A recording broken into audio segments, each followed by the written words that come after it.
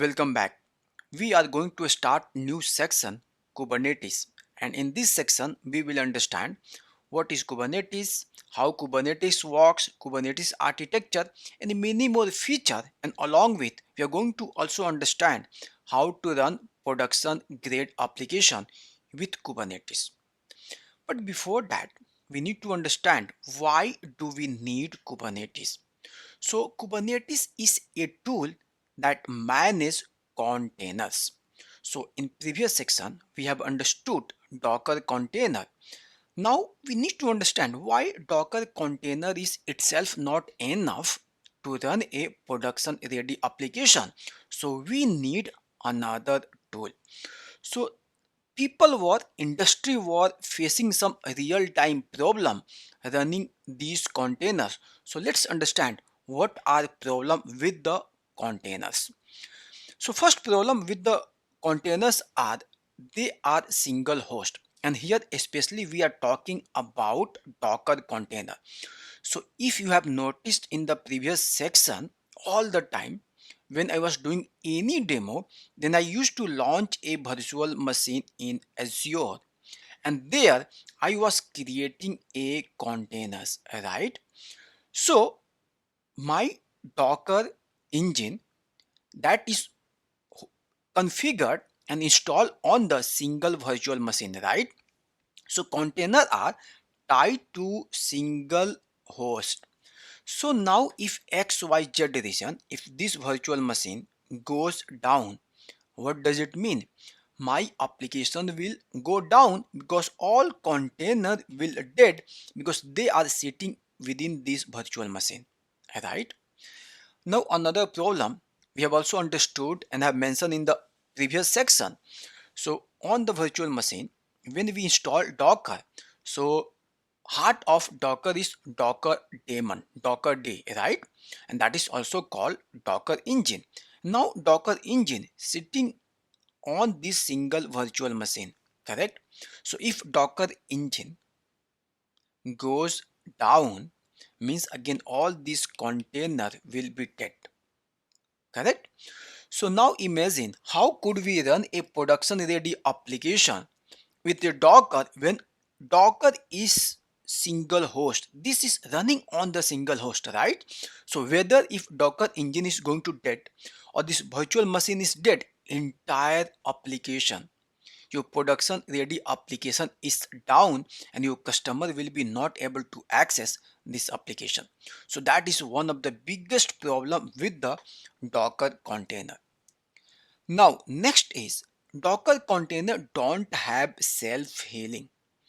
Now if you have remembered, you have seen in the previous section, how do I create a container?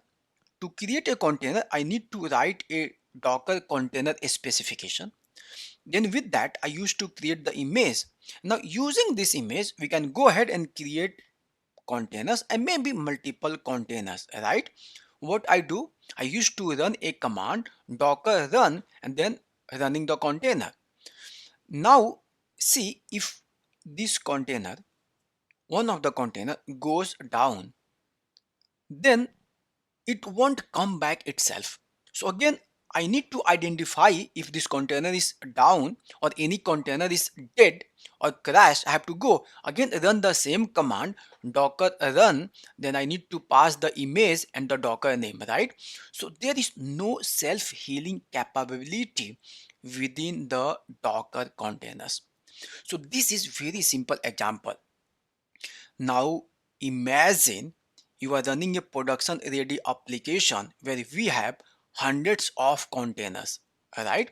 Then if container is getting dead, then you have to manually identify that, or maybe you have to write the script to identify dead container, crashed container, then you have to go and start it, recreate it, or even before that you have to look into the log why this is crashing, right?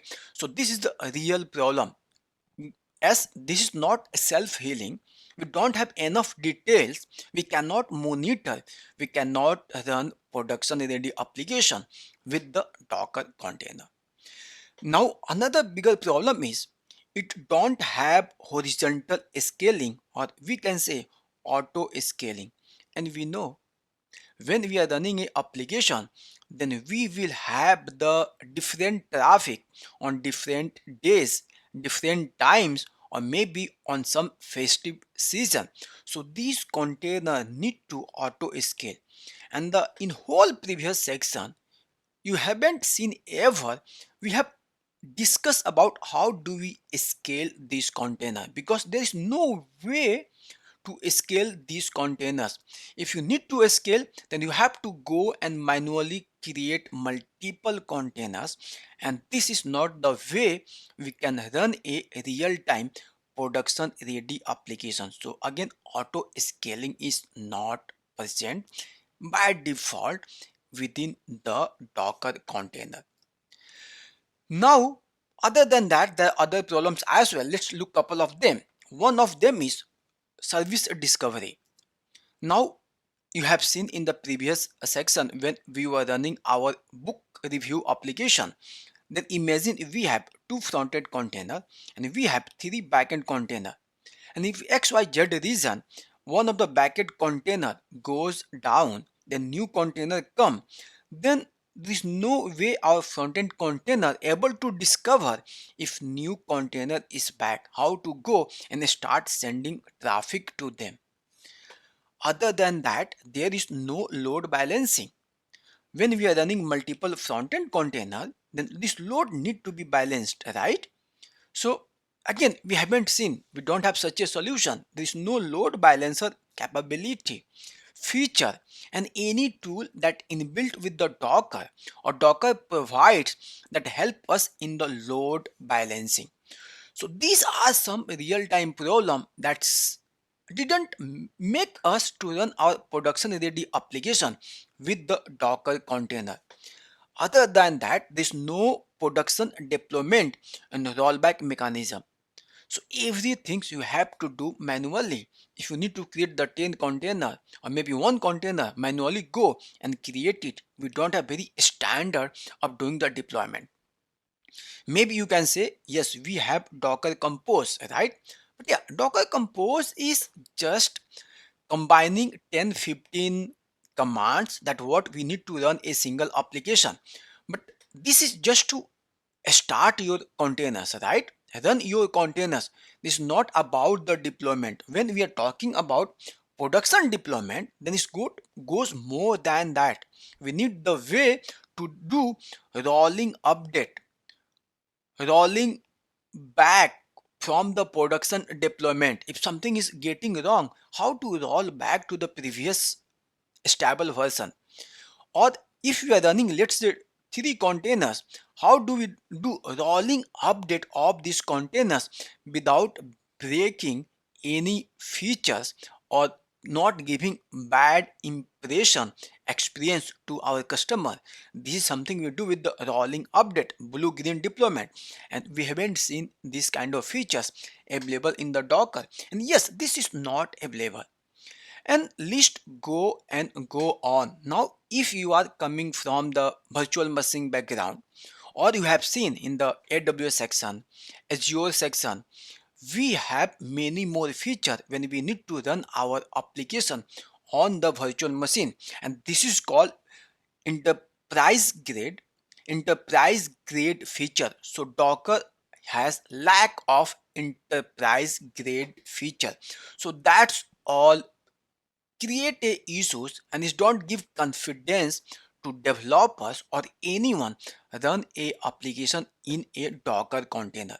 Now let's go a little bit more detail and let me give you some more features that's not available and we need to run our application as a production ready environment.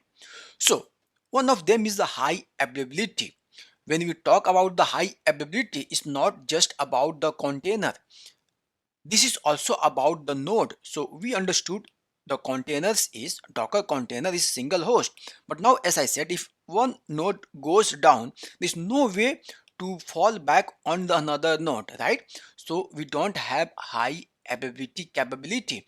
And when we run production ready application, then we have to meet a SLA, service level agreement, right? It could be 99.5 or 99.9, depends on company to company and application to application. So this is not available. Next is rollback access control.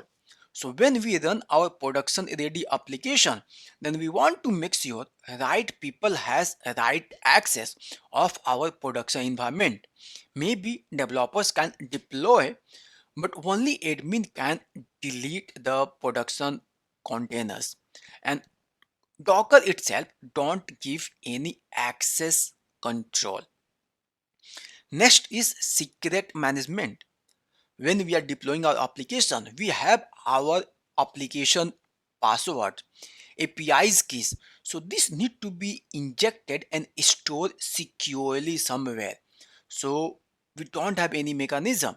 And you have seen all the time in the previous section when I was creating the container specification or maybe Docker Compose, we were hard coding all those secrets and keys inside the Docker Compose and Docker file. There is no centralized logging and monitoring.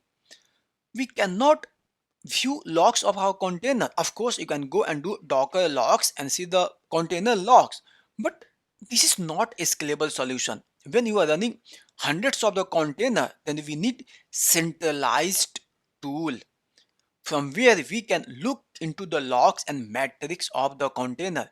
We can monitor these containers. This is not available. Next, audit logging. There is no way we know who did what and when, and this is important for compliance and incident investigation.